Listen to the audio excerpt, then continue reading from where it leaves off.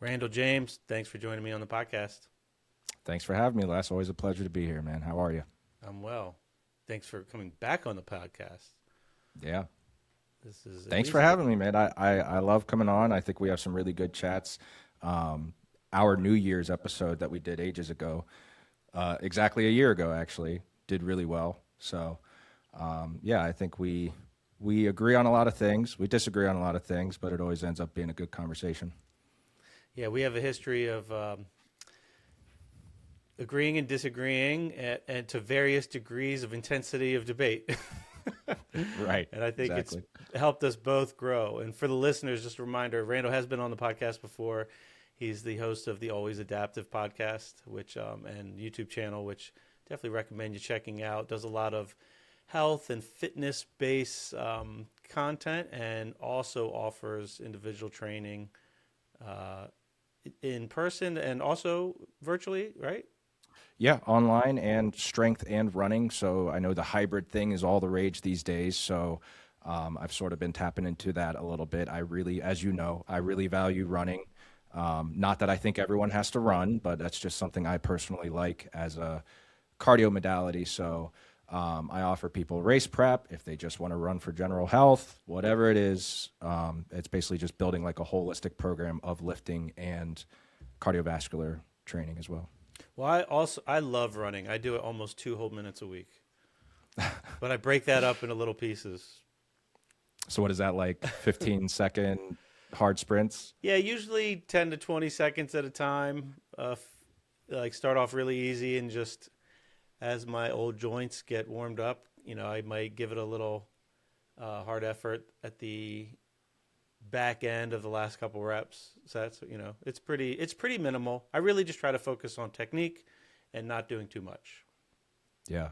Yeah, I think that's really important. And honestly, I don't really do I really like 200-meter intervals, but I won't go further than that unless I'm training for a race. Like if I'm training for a race, then I'll start to do 400s, 800s, 1Ks, all that stuff. But I think 200s are just short enough that when it starts to suck, it's over. And you're like, okay, now I can rest. But I agree. I like I love hill sprints. Those are like every time I write a training program for someone for running, it always starts intervals with hill sprints, short bursts, 10, 15 seconds or so. Gotcha. Nice. So there was something I wanted to talk to you a little bit about, and I guess I wanted to share with the viewers. I've been getting different types of feedback recently from some of the videos, and I think partly is because I am just becoming a more honorary podcast host, and it might for some people sound like I'm changing, but I'm not. I'm actually just allowing myself to be a little bit more myself. I feel like I've been doing this for 5 years now. I think I'm coming up on 200 interviews, and Nice. I've always just tried to be really nice and really kind, which I do want to be, but also I find like I do have a lot of opinions. I just hold them in, and I I have a history of really getting frustrated when a conversation is moving in a direction, and then there's an assumption made, and then it continues to build on that assumption when I feel like that assumption is false. I feel like there's part of me that just wants to clean up the one step before we move on to the next step, and at least get on the same page, even if we disagree, just to like establish, okay, this is what you're saying, even though I disagree, like let's go on from here, assuming that you're right. But and I know it could come off as me cutting people off and being rude, which I don't want to be. I want to be good at it, and it's tough because the conversations aren't in person, and there's like this always little lag. There's something about a virtual conversation that's not quite real, and I find myself sometimes interjecting because I don't want to let the conversation go too far past the point that I either don't understand or don't agree with. I want to like linger there and work through it. Um, and, you know, it's coming off like I'm arguing with people. And it's not necessarily my intention. My intention is to like try to explore ideas that I think are interesting and get closer to the truth, whatever that is. And but through that, I'm like, hold on, what about this? And I sound like maybe rude or whatever, which I don't want to be. But there's been a couple of those cases, and I talked to you about it, and you had an interesting take that it was kind of refreshing to hear, and it was something along lines of like I think you were, as my friend, like glad to hear that I wasn't just letting people like say things on my podcast that just don't make sense to me without at least questioning it. Yeah. Yeah, absolutely. I mean, I think you and I are both naturally very skeptical. And so I think sometimes, I think part of the problem is when you have a guest on, obviously their audience gets to see that too. And so their audience is already biased towards them. And so when they see someone like you who they don't really know very much, like I would say, I don't know how your splits are, but like anytime I interview someone, maybe 20% of the views come from people that are actually subscribed to me. And then a bunch of the views come from the actual person that I'm talking to. So there's already a bias there. And then add into that, you're questioning their person that they really like. Now all of a sudden they get their pitchforks out. Who does this guy think he is? You know, this dude is the best thing since sliced bread. And that being said, from what I've listened to, you actually have a very you have a sort of grace to it because it's hard to cut people off. It is like it's borderline impossible to cut people off without it sounding argumentative. Like, well, hold on a second. Sorry to interrupt you. Like, but I have to say something here. It's difficult to do it right. I actually think that you do a really good job of doing it in a way that is courteous. You pay the person a little bit of a compliment, and you know, like you tell them they're being a good sport about it, and that you're just naturally curious. You're not trying to argue with them. This is that and the third. So, despite what people might comment, and I think you do a good job. And also, that being said, like a podcast is not supposed to be a monologue. It is a dialogue between two people. You throw the ball one person, the person throws the ball back, and you just keep that going. It shouldn't be just a 10-minute just spewing of all this information, and you know, you're desperately trying to like pick which thing, like, oh god, he just said like 10 different things to me, which one do I actually focus in on here? And so, you know, I appreciate that as a listener, someone that I myself try to be evidence-based, who is also painfully aware of people just say all kinds of stuff that has absolutely no evidence behind it.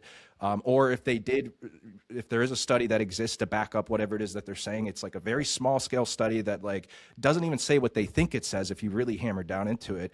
I appreciate it when someone's like, well, hold on a second, can we hammer down on that point just a little bit, and can you expand on that? And here's been my experience with that. I'm actually pretty experienced, like the fasting video. Like I know for a fact you have a ton of experience with fasting, so I was really happy to hear you push back against that, you know, as do I. And I would have said a lot of the same things that you did, because people just make this assumption that fasting is just good no matter what. Now, I'm not saying it's bad, but there are cases in which it is bad. And so it's just important to, you know, inject all that nuance into it. Yeah, that was an interesting episode, and I gotta tell you, I really liked that guy. I really liked Chris James, and I caught so much heat in the comment section about that, and half the comments were like just negative about me being a bad host, and that I had no experience. Even though in the conversation, I think I discussed my experience. I have years of experience of fasting, and you know, one of the great things about Chris is that he doesn't really care about what people say about the physiology and what should happen, because he had his own experience, and I acknowledge like how important that is. And also, it's true that he did, I feel like, lack some foundational like biochemical, you know, physiology understanding. So, which I think showed. So I had questions about some of that stuff, but man, did I get attacked. And maybe I'm reading into it too much, because the people that make negative comments in general it's more of a reflection of them and not so much me. Like I don't generally get a lot of comments in general, but you know, when like 4 out of 5 are negative, it kind of stings me a little bit. But it's like, you know, like I was casted like some enemy of the guy, and I'm like, I like the guy. I had him on, and I really enjoyed talking to him. But Yeah. yeah, being a recent, Gonna, what's that? I was just going to say that I think people have it in their head that if you find someone a friend, it's hard for them to put a friend and criticism into the same bucket.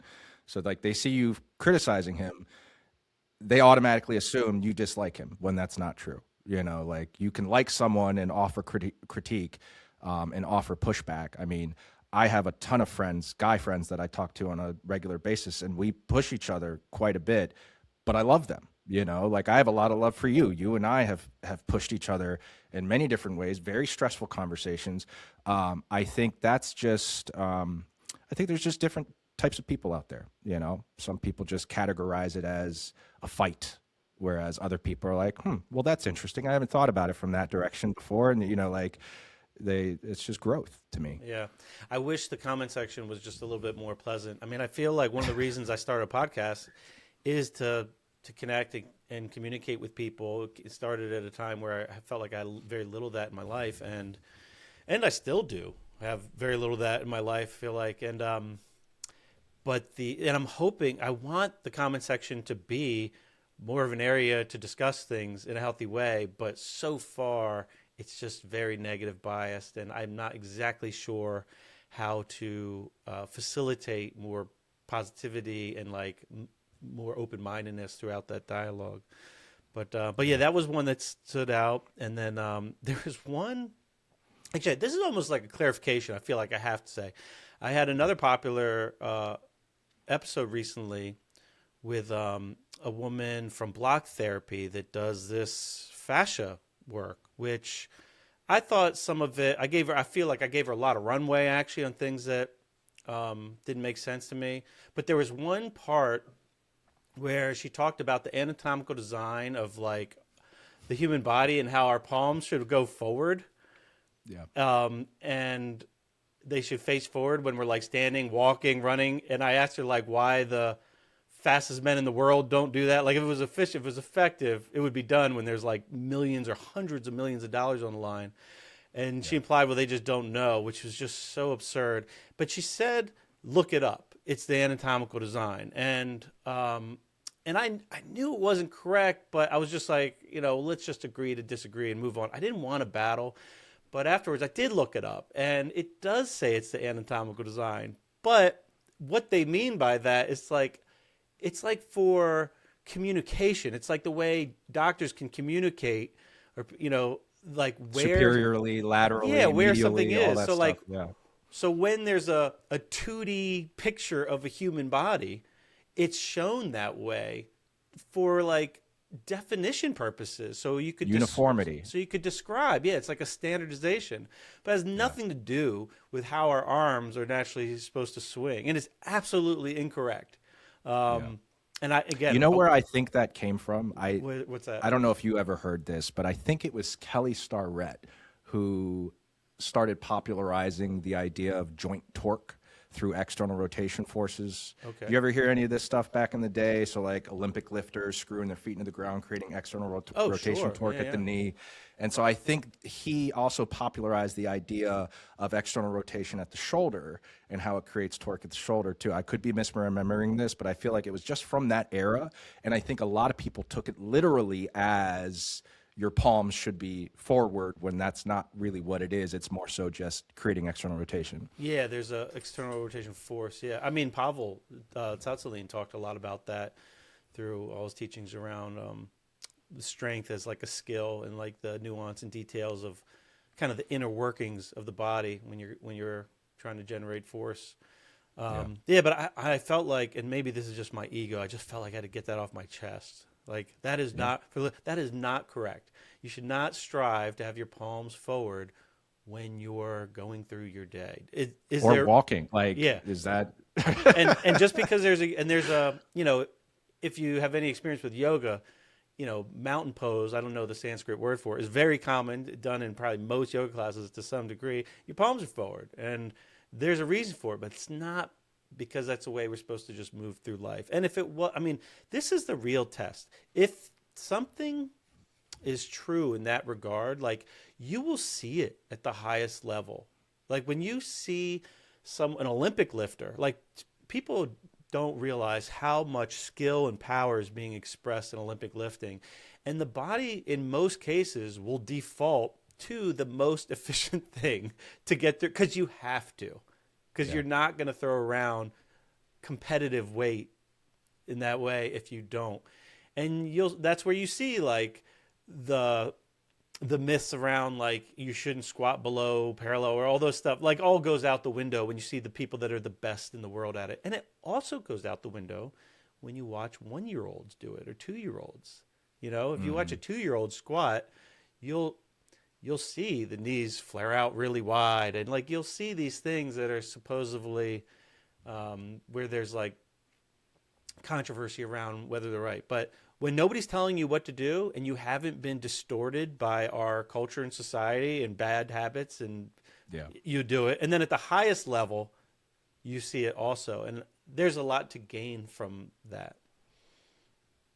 Yeah, absolutely. I'm actually really happy you said that because another example of that is like Olympic marathoners. So, like, I've had someone talk about how you've heard of the 80-20 rule when it comes to 80% of your running should be easy, 20% of it should be done hard. Are you familiar with that? Sure.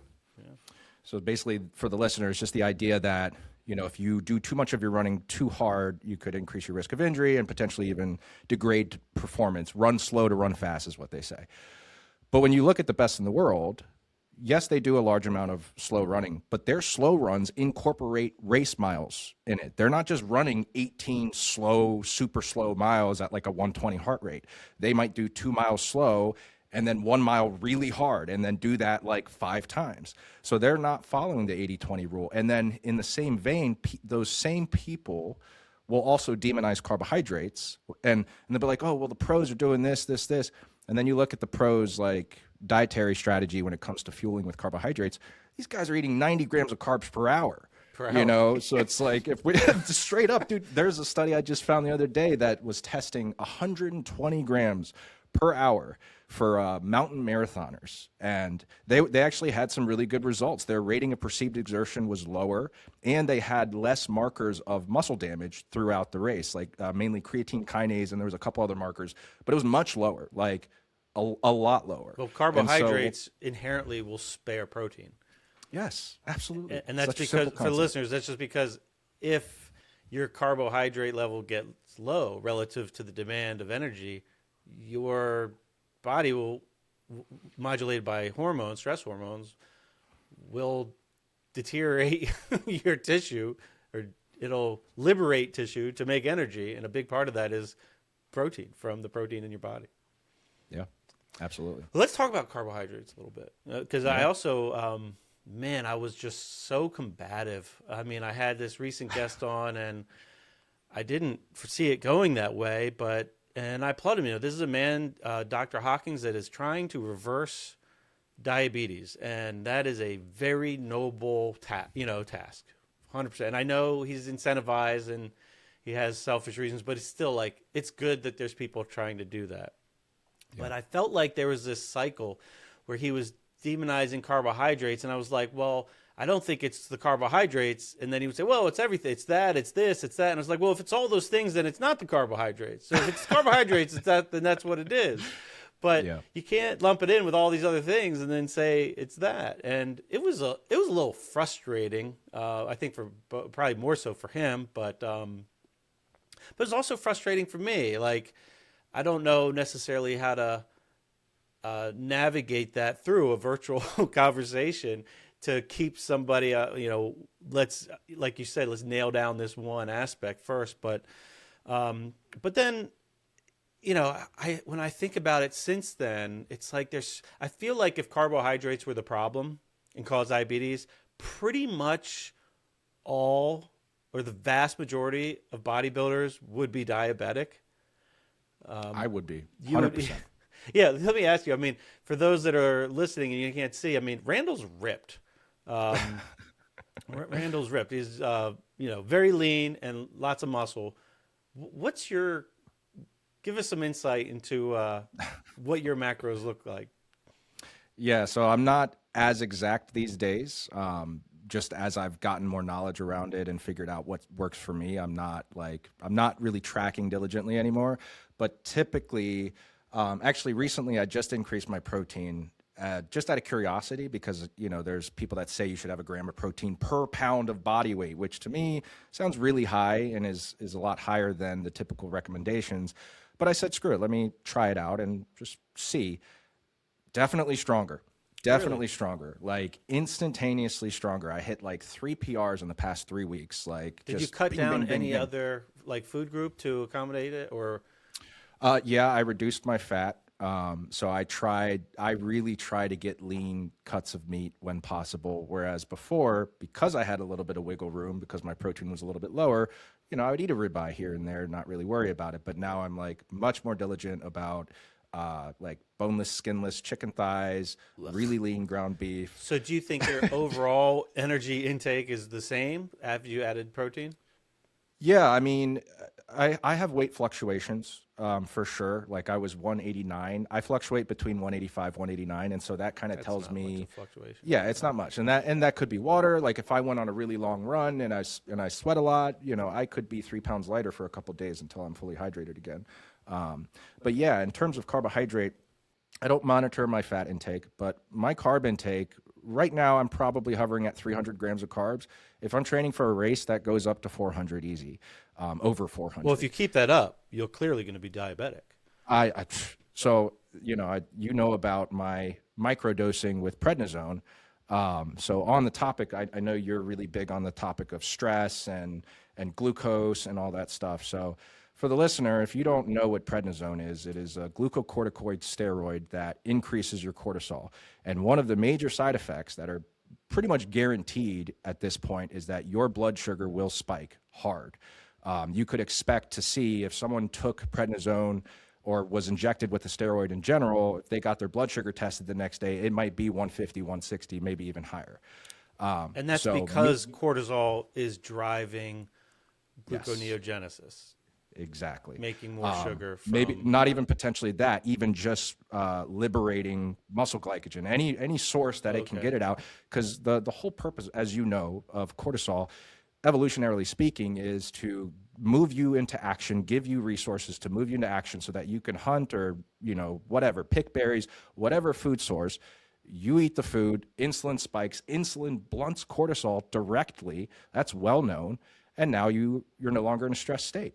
So it's not that eating carbs, well, we'll get to that in a minute. But so anyways, with a steroid, you would expect to see these massive spikes in blood sugar. In my case, I have a disease called ulcerative colitis. And one of the main forms of treating that is prednisone, initially acutely, like a large dose, and then they taper you off. I've been microdosing it, so 10 milligrams once a week. And not only has my blood sugar remained in the 80s, but that was also non fasted. That was after eating. So, which is like a mind blowing thing. You would expect to see someone that had eaten that day already on prednisone have a very high blood sugar Wait, how reading. long after eating? This is It was a few hours. okay. So it's after you Yeah. after the post meal Yeah. I spike. You hadn't must have had. just, yeah. Yeah. Either way, though, you would still expect someone on prednisone. And I believe I took prednisone the day before But for that that is too. So arguably a pretty small dose, right? sure. Yeah, absolutely. But people would still argue. Okay. People would still argue that you would still experience that because of the cortisol. And you exercise a lot, which should drive cortisol in itself. Exactly. Well, so and so I guess this speaks to how, going back to your point about the guy that you interviewed and the type 2 diabetes, like in my case, I'm like doing everything wrong according to these people that think carbohydrates cause type 2 diabetes. Like I should be a type 2 diabetic, but I'm far from it. I'm healthier than I've ever been. My blood sugar is like stellar. All my whole lipid profile is stellar.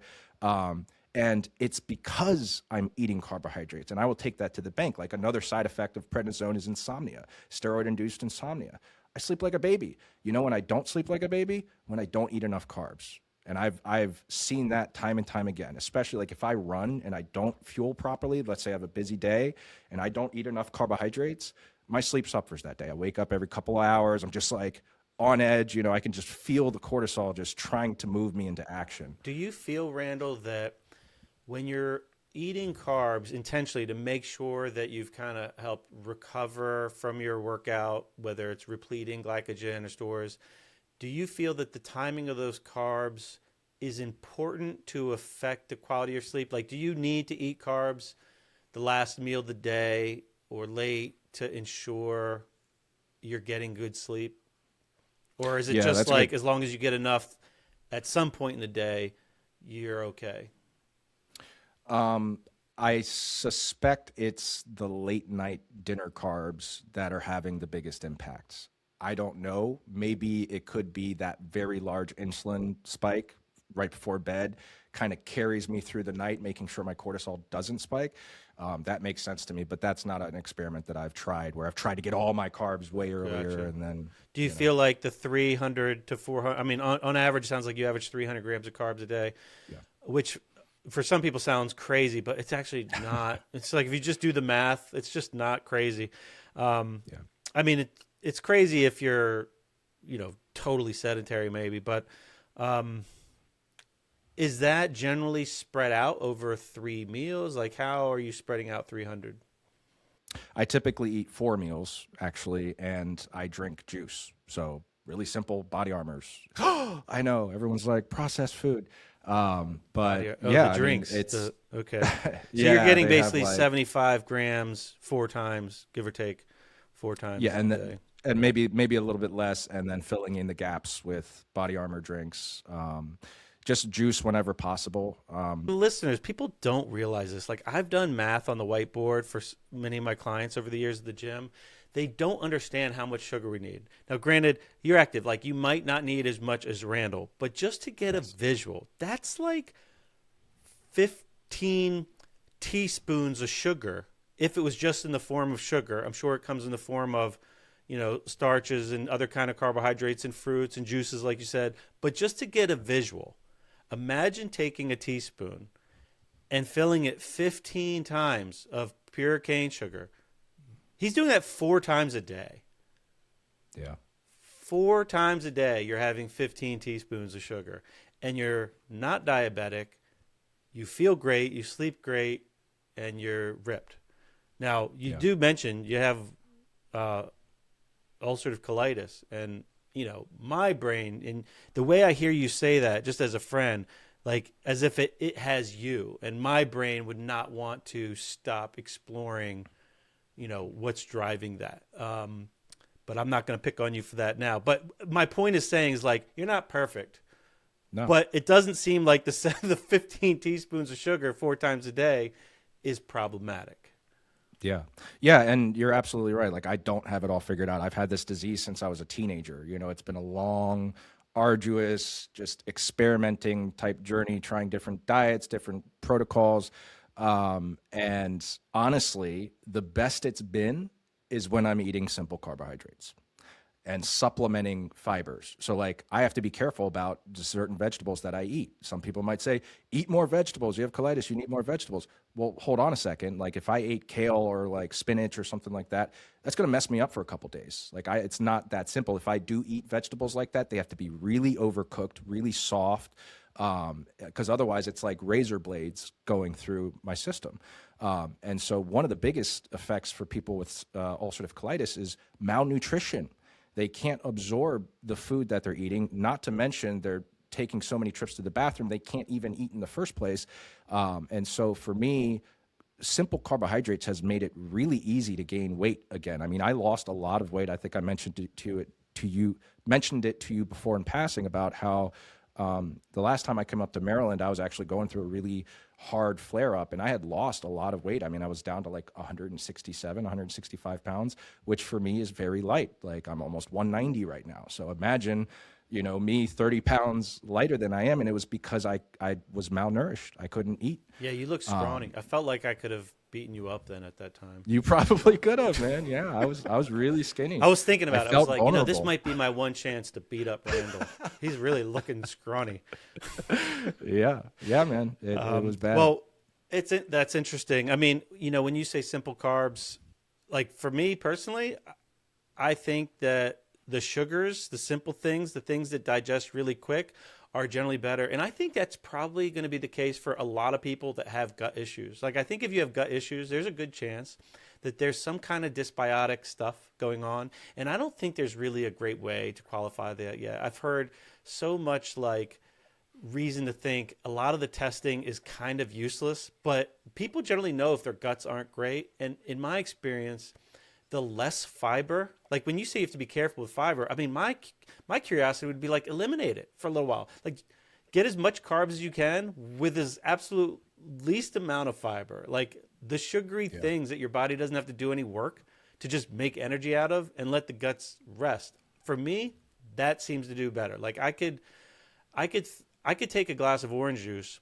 and add 2 heaping tablespoons of sugar to it to supplement my meal. Or like this might sound gross to some people, but my breakfast today, I browned some like grass-fed ground beef, and I add half a dozen pastured eggs. I don't eat all this at once. I just made it, 2 or 3 servings for me. But Don't I you lie to take, me. I just cook that in a pan. I put it in a bowl, and then I smother it with maple syrup, and I mean smother it.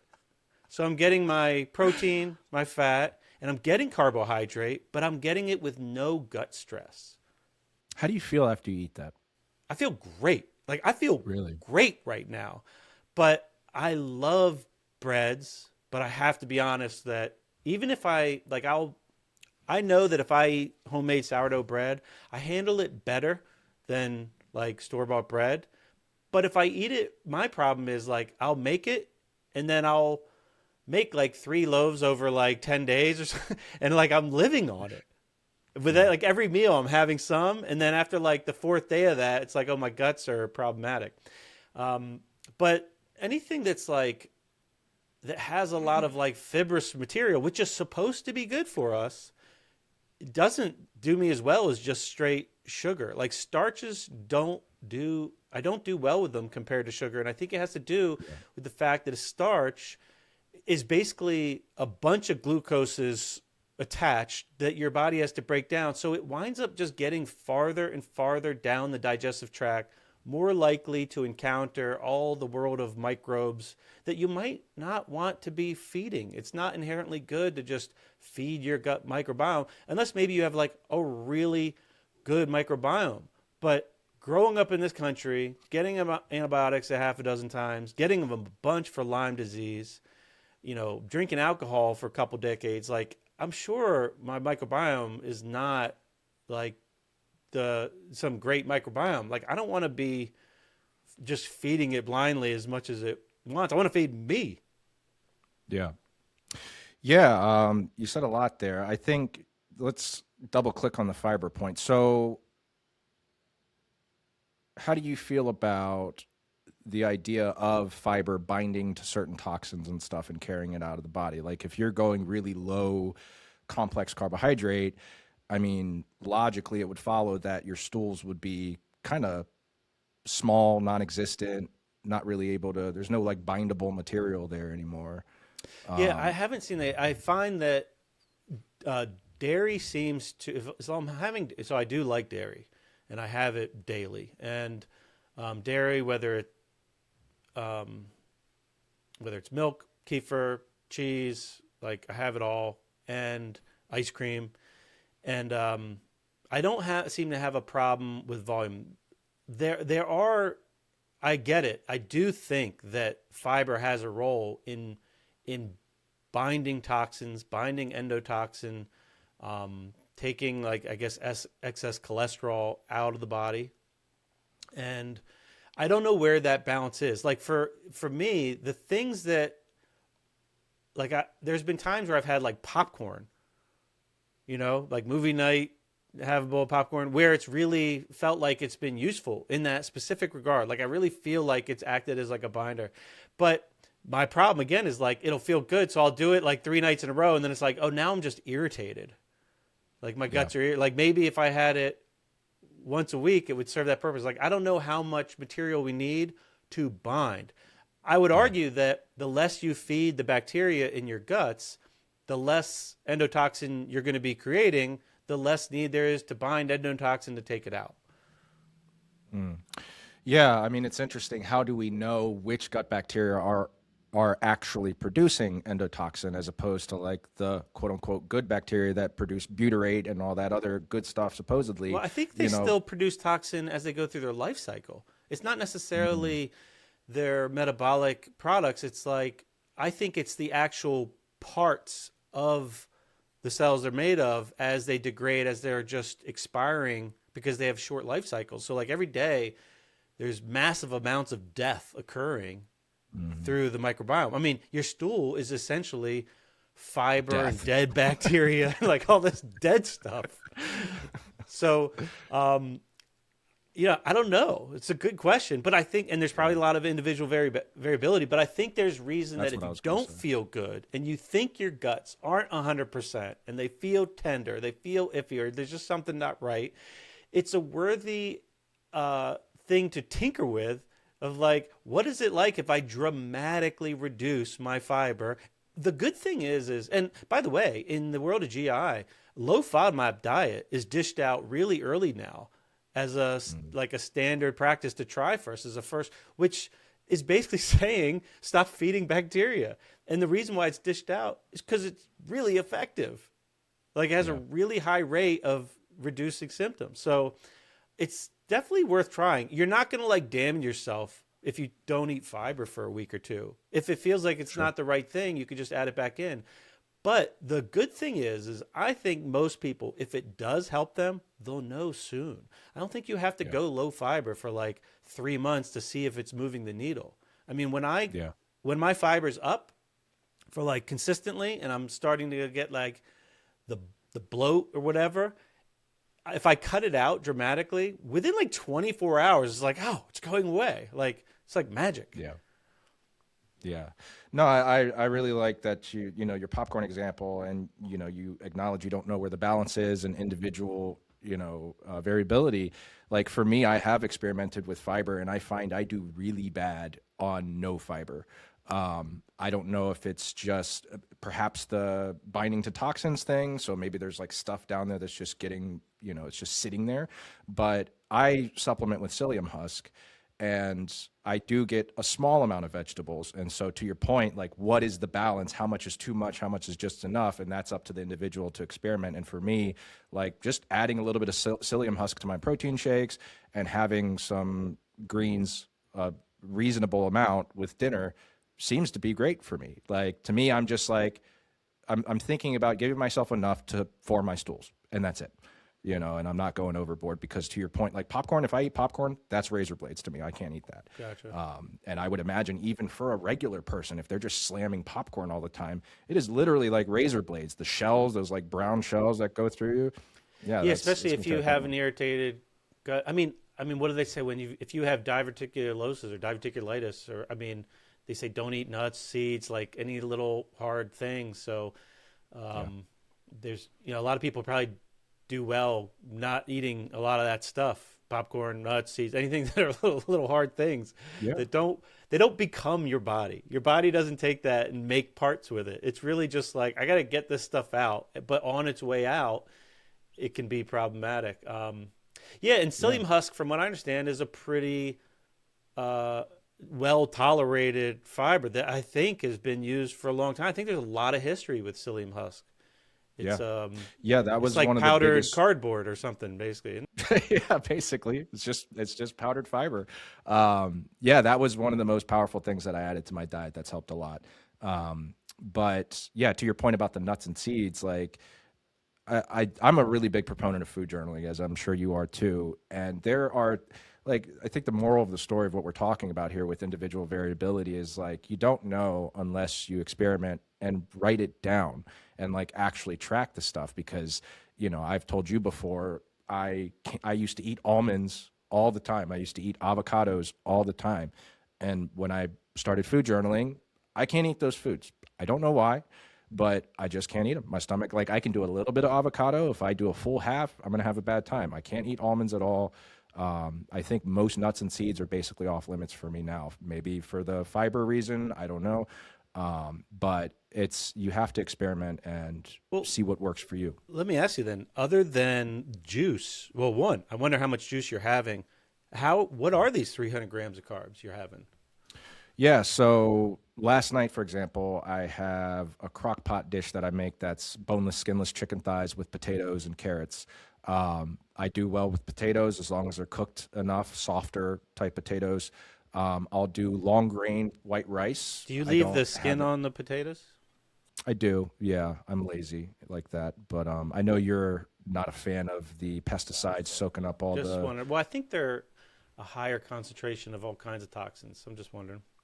Sure. Like I remember I Um, had a client in the gym. I want to hold that. I want to come right back to where you were talking, but I had a client who's Asian who spent most of his life in China, and he was in and he's a restaurant owner, owns a bunch of sushi restaurants in the area, and I saw him. He was just hanging out, and he's like eating a peeled sweet potato. And I was like, I noticed you don't eat the skin. He's like, he looked at me, he's like, eat the skin? Like, nobody eats the skin. You can't eat the skin of a potato. It was interesting. And I was like, in America, they eat mm, them all the time. You can go to a bar and they'll sell potato skins as an appetizer. And he thought yeah. it was crazy. And I was like, that's What was his interesting. rationale? Well, he's from an older culture that's been around a long time that know that there's a high concentration of toxins in the skin. They avoid them. Are those toxins from the pesticides, or are they I like, is think there a they're compound inherent. I that's think they're the naturally? toxins that basically protect the potato. Think about where a potato grows. Have you ever grown potatoes? I mean, No. they're they're underground, so they're exposed. So think it's a dark, moist environment. So you have, maybe it's subject to maybe a moldy environment. You have critters that want to access it. Like if they weren't protected with toxins, then all the bugs in the ground would eat them. It would just be food. There's glucose in it. There's all kinds of things that would want to eat it, but they Hmm. don't because it's got a protective layer. I think it's high in oxalate too, the skin. So there are things Hmm. in there that help protect that that root or tuber or whatever it is. Hmm. Yeah, in So other maybe, cultures they don't eat it. Like from what I understand, in Italy they don't eat tomato skins because they're high in seeds, but interesting. we do because we're like Americans are lazy and We're we think we American. know everything. But anyway, I want to move back. So Yeah. you have crock pot dish. So Yeah. So softer potatoes. I'll eat rice, just long grain white rice. Recently, I've been doing protein pasta. So I think it's Barilla is the brand name. It's just extra protein. It has like 16 grams of protein per 3.5 ounce serving, something like that. but that protein Bananas. is from the wheat, so that's got like a higher gluten content then, or no? That's a good question. I don't know if they mix animal protein in it or not. I would venture to guess not. It's probably pea protein or something like that. Actually, I feel like I did look at it, and I'll tell you off air. I'll remind myself, but I feel like they added something to it, um, not just more wheat. But yeah, then there's fruit, softer fruit, oranges, bananas. I can't eat kiwis. Um, there's a lot Oxalate. of fruit. I wonder if that's why. Yeah, like berries, I don't do so well with. So basically, just softer fruit, and then there's juice of all kind.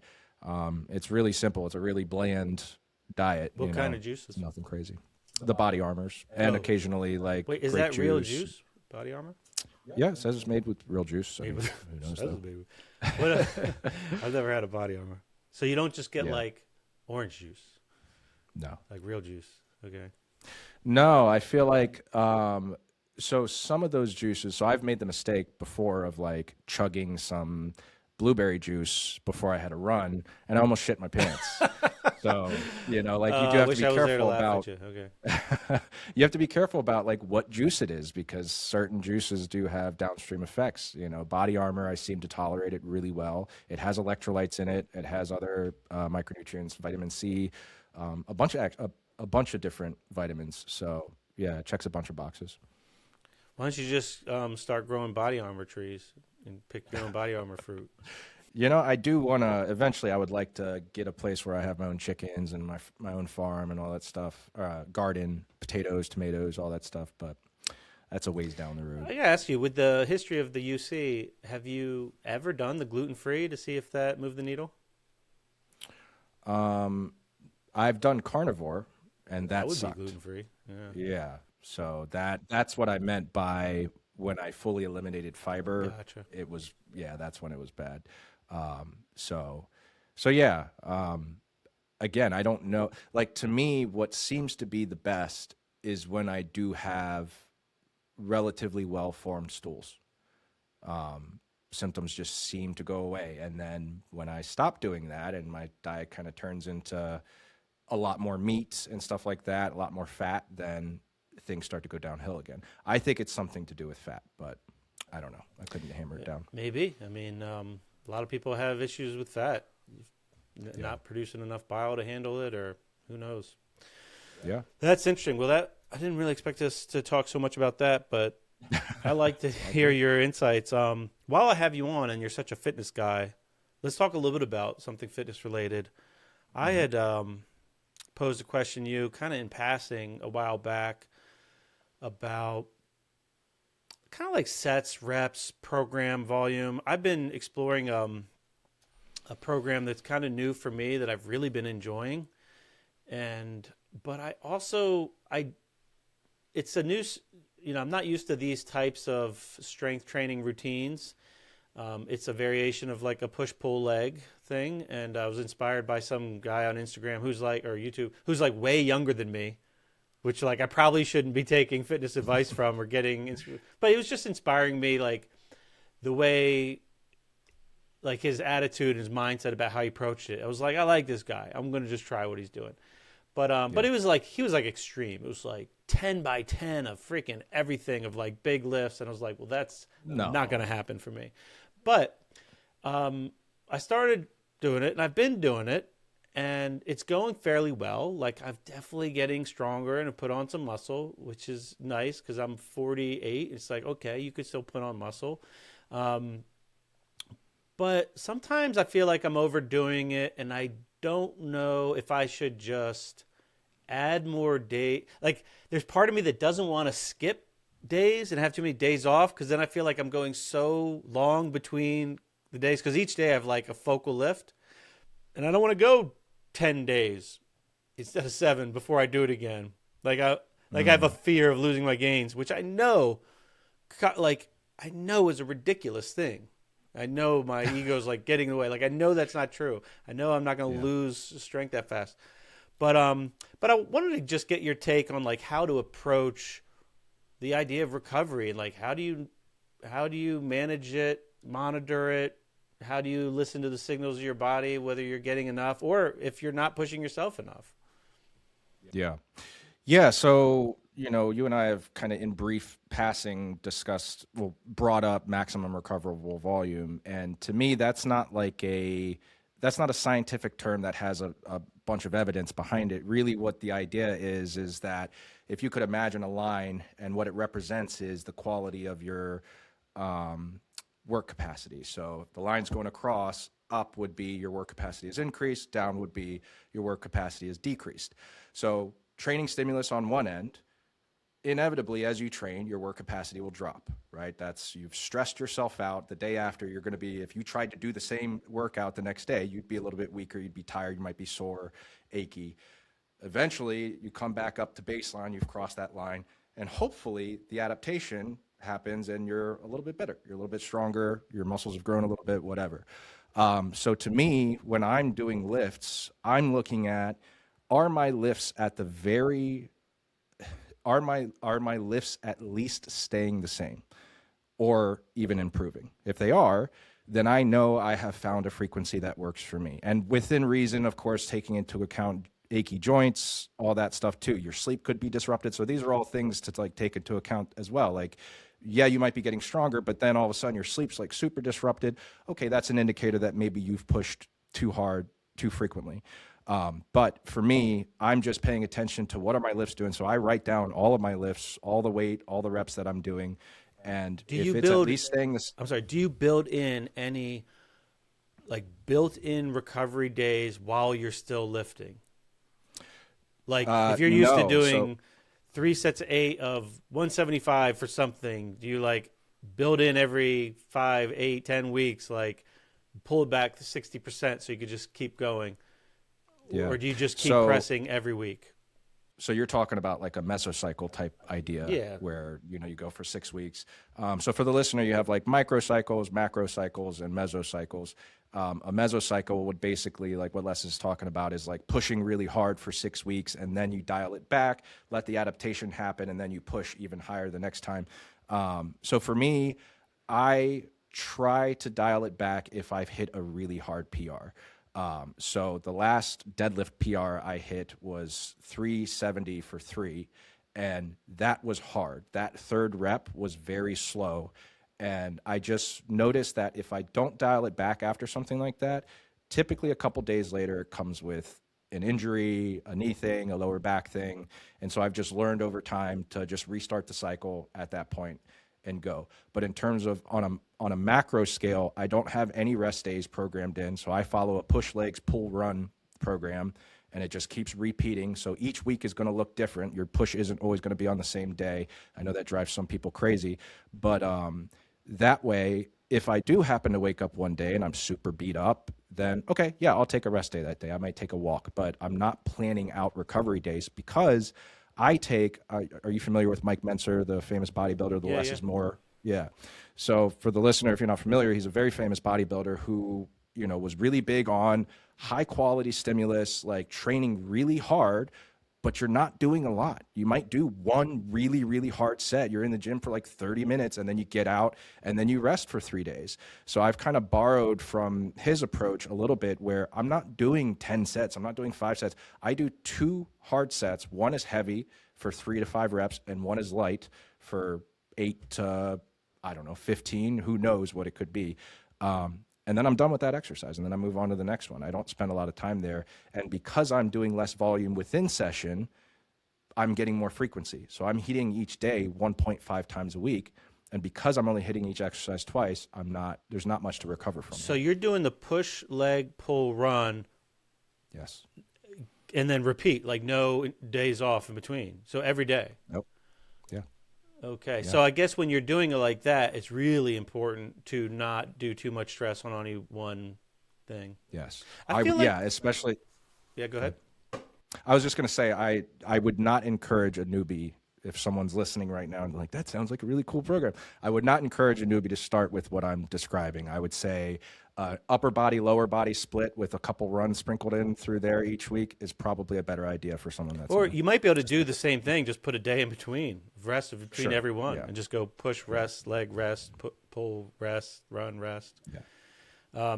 Yeah, the Mike Mentzer thing, I remember binging on his content a few years back, and it's wild and interesting. And he's also, I think, was juiced, so you got to have that context. But it was like the problem I had with that idea is that like it keeps you out of the gym so much. Like I like going to the gym, like I like exercising. I have the time to do it. It's like my sanctuary. So I don't want to I don't know what to do with myself in a day where I have no physical activity scheduled Yeah. or whatever. I relate with that a lot. And, the solution that I've found, which is why I've kind of borrowed pieces from him and kind of made it my own. But, I know one thing that gets frustrating to some people that listen to me is that I very rarely will hand out definitive prescriptions to people on how much they should do. Like in terms of how many sets you should do, the evidence says 1 to 3. So I'm not going to tell you to do 3. I'm going to tell you, hey, there's some freedom there. You can do whatever you want to do. In terms of rep schemes, for like maximal hypertrophy, the evidence says 5 to 35. So I'm not going to tell someone to do 20 reps. I'm going to say, hey, do you like to do 20 reps? Okay, do 20 reps. So I think there's some freedom in there. And I think that freedom is what liberates me to be able to make a program that I just very much enjoy doing. Like to your point, I very much look forward to training every day, which is why I train every day as hard as I do, So I hear you when you say like it would keep you out of the gym too long, but there's freedom there, man. You could do whatever you want. And that's where maximum recoverable volume comes into play, where you're kind of taking note of like, what is my performance doing? Is it dipping? Okay, maybe I'm pushing, maybe this program is a little much for me. But if you're like at least hitting baseline and then some on some of your days, I mean, full steam ahead, man. Gotcha. Yeah, I feel like for the recovery right now, what I'm doing, which I think I need to be more structured about, is I'm just listening. And if things feel like I don't physically feel pushing myself to the level I usually do, I just take like a play day where I roll around. I do lots of like general mobility, feel good, like soft tissue work, sauna, maybe get a massage, lots of walking maybe, and I just wait. And then usually it makes me feel really good. The next day I'm like really ready to go. But I feel like I might need more of that. Like I'm doing that maybe one day a week, and because I'm stubborn or stupid or whatever, and like because I'm doing a push pull leg thing where it's like, and I have like little accessory lifts each day, but it's Actually, yeah, could you like lay it out for sure. me I'm if you don't basically mind? doing right now like push. So I got a nice new barbell set at my house, so I'm kind of playing with the new toy. So I'm benching for the first time in years. So I'm like Nice. benching and doing dips one day, and then and while I'm doing that, I'm always working in like mobility work, quality work. I might be doing just kind of like nourishing the rotator cuff, all that kind of stuff. And then the next day I'm doing pull up focused. So I'm doing handful of sets of pull ups with varying loads. Then I'm doing squatting the next day. Then I'm doing overhead presses the next day, horizontal pulling, and then hinging. So I was doing deadlift. Now I'm doing a little bit more single leg deadlift and kettlebell based hinges and a little bit of plyometric stuff. Can we And take a step back real quick? So you just real quick. So you're doing push pull legs. Are you just repeating after legs? Push pull legs, push pull I'm doing legs. push pull leg, but so each week there's one push is horizontal in nature and downward, I guess, and Okay, I see what you're one of saying. the push days is overhead. Okay, So I'm doing like a horizontal push, then vertical pull, then squats, then a vertical push, horizontal pull, and deadlifts, I and got you. then So and then like a play day where I'm literally like dancing. I'm turning the music up. I got the sauna cooking ready for me. I'm rolling around. I'm literally doing stuff that I wouldn't be caught doing in public because I'd be too embarrassed. I'm doing right. cartwheels. I'm doing fun. I'm trying to be childlike and having fun. Yeah, I like that. I mean, I think I But get that from but rock what I've climbing. noticed and where I think I'm not acting my age and probably need someone to say, "Hey man, you're being an idiot. Do this," is because it's like different muscle group focus, which is kind of new for me. Like me going back, I've always been very movement focused and not so much muscle focused, but I'm kind of Yeah. enjoying the muscle focus now and I'm combining the movement focus with it. But it's like because I pushed yesterday, I should be able to pull today because those muscles aren't sore. They don't feel like they need to be recovered. My pull-ups feel fine because I haven't done them in, 7, 8 days. But I think I'm not giving enough respect to the general recovery, like the central nervous Systemic recovery. system, maybe. So Yeah.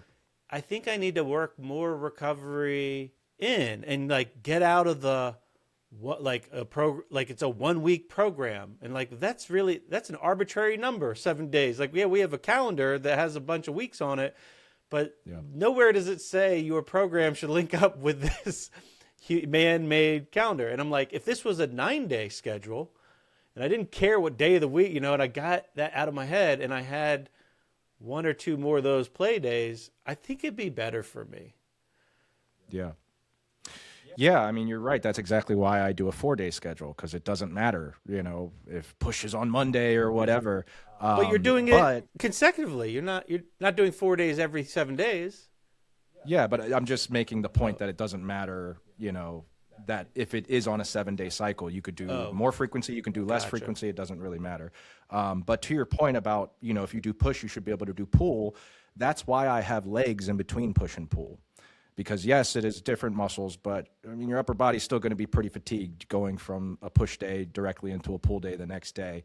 And even sometimes, like if I do heavy deadlifts, my back is sort of lit up going into a pull day, so I have to be careful there as well.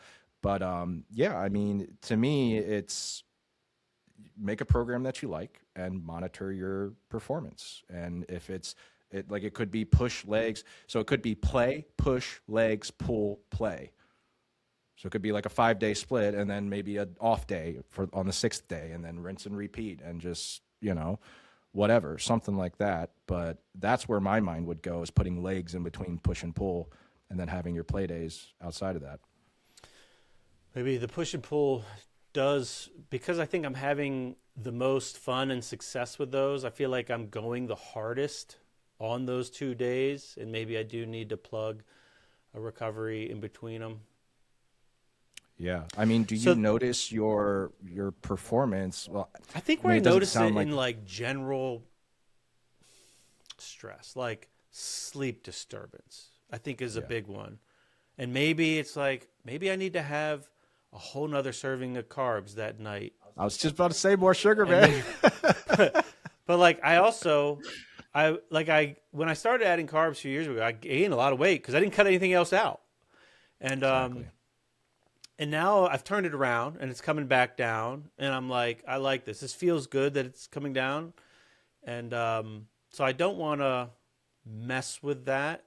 And I don't know where that line is. Like, the Yeah. scale's coming down slowly, which I think is the right way to do it, and I want to be disciplined and keep it coming down slowly.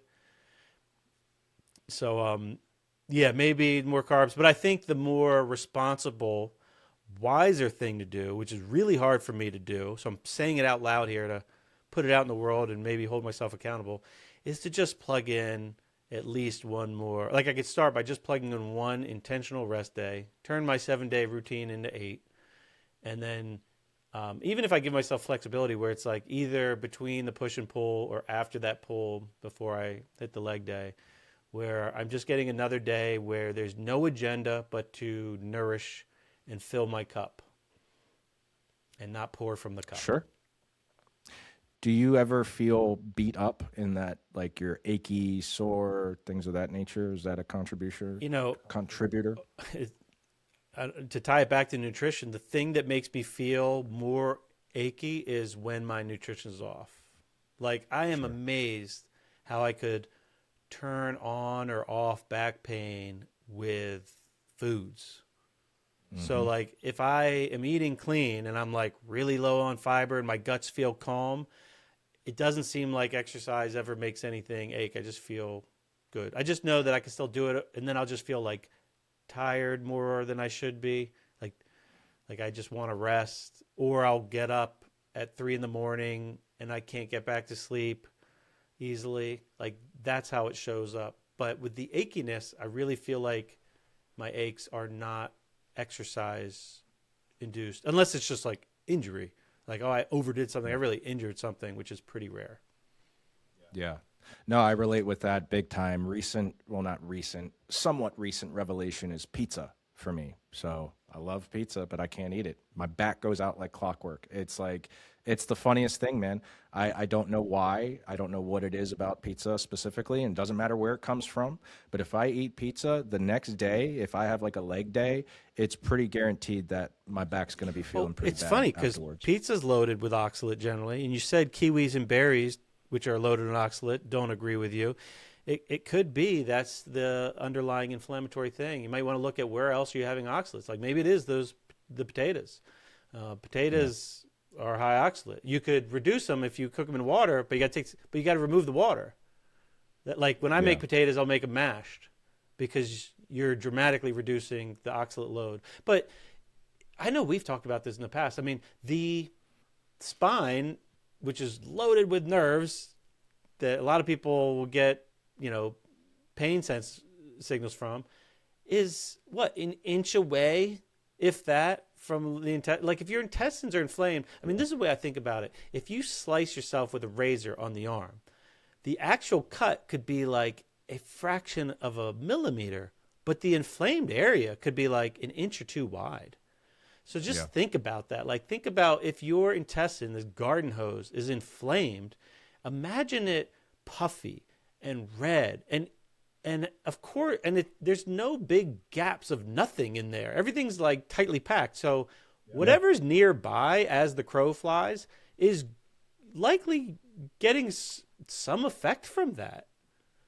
Yeah. No, you're right. And that's something that I talked about in a ulcerative colitis video. I like to use the analogy of like a balloon, whereas when your guts are nice and healthy, it's like a deflated balloon and there's like space in there. But when you eat, let's just say pizza, now it's like an inflated balloon. And to your point, there's not much space in there. So, you can imagine all of that stuff spreading out, not only, getting really close to the nerves of the spine, but also inhibiting the core, the muscles of the trunk and the core.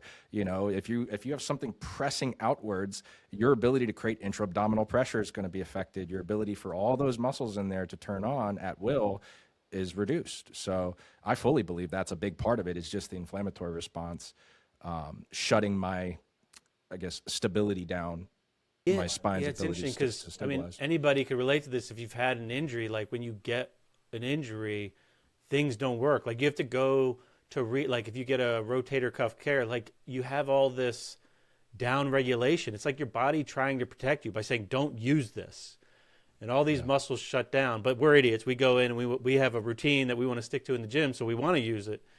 And but yeah, it's like inhibited. So all these the supporting cast of your primary muscles that are doing the global movements, all these little stability things that we rely on to be safe, are like compromised in the Yeah. inflamed state because they're literally Yeah. trying to shut down because they don't want you doing that. Yeah. Yeah. It's a big problem, but now I don't eat it. And to be honest with you, I haven't had back pain ever since. Oh So wow.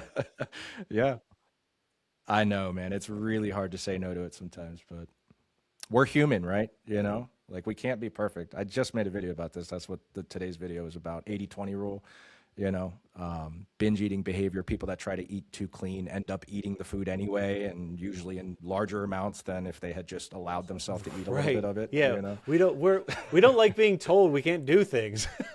No, not at all, dude. Yeah, It's it like you tell usually your makes it kid not to worse. smoke, you're just going to make him think about what's smoking like? Why is he telling me Right. that? What am I Yeah. missing? Well, we went on a lot of different topics today, Randall. It's great to Yeah. have you on, and I like the idea of having these conversations once in a while to kind of recap some of the recent interviews and just delve into whatever's on our mind. So I really appreciate you, and as a friend, as someone that's been helping me with this podcast, and I'm also really excited to see what you're doing with your channel. I think you're doing a great job. I encourage my listeners, especially if you're interested in like health and fitness stuff. Randall's been dishing this stuff out for a while, and I think you're really getting good at conveying message. You're a very clear speaker with your content, and it's organized very well. You're much more organized than me, and I think it's very effective, and it's exciting to see your channel grow. Always adaptive is Yeah. the name of the channel, so I do recommend you all check it out. Is there anything else you want to add today before we wrap it up? No, that's it. I mean, thanks for having me on, man. And, just going back to what we were talking about in the beginning, I think I'm seeing the evolution that you're going on and, trying to, uh, I mean, I hesitate to use the word pushback, but that's what it is. And, to the audience, if you are listening to Les and you do feel some sort of way when he does push back or ask some clarifying questions to a guest, just remember that the job of a podcast should not just be to platform people and just let them go on an hour-long tangent. Les is very knowledgeable in many different topics, and so it just makes sense. And for someone like me that's evidence-based, I like it when a podcast host doesn't just give people free reign to spew a bunch of nonsense. Not saying that they were spewing a bunch of nonsense, but that can certainly happen. If a podcast host is too passive, then the person can just go on a 10-minute tirade, and you, the listener, are not going to benefit from that. You're going to have all kinds of, misinformation going in your head, and you're just going to think that that's the truth, And so it's important, in my opinion, I think, just real quick example, Dr. Mike Varshavsky, the Checkup podcast, he has started doing in his podcast, whenever someone makes a claim about a study or anything like that, a bell will go off, and at the bottom, it'll link to a video that he makes separate to that, where he actually goes through, like if they cite a study, he'll go through the study and like fact check them in real time. And I think that's amazing. I think that's like, we need more of that. I'm not saying that you need to take your time to do that, but you're pushing back in the way that you know how to do, which I think is great. And I hope you keep doing it. Oh, appreciate that, man. Thanks for the kind words. Well, for listeners, I hope you enjoyed this. I know we went over a lot of different stuff today and just kind of had fun. So I hope you got something out of it. And if you have something to comment about it, please share it. Be nice, and we'll do our best to chime in and answer any questions or comments you have. Thanks again for listening. Always grateful for your listening. I hope you all have a great day. Bye.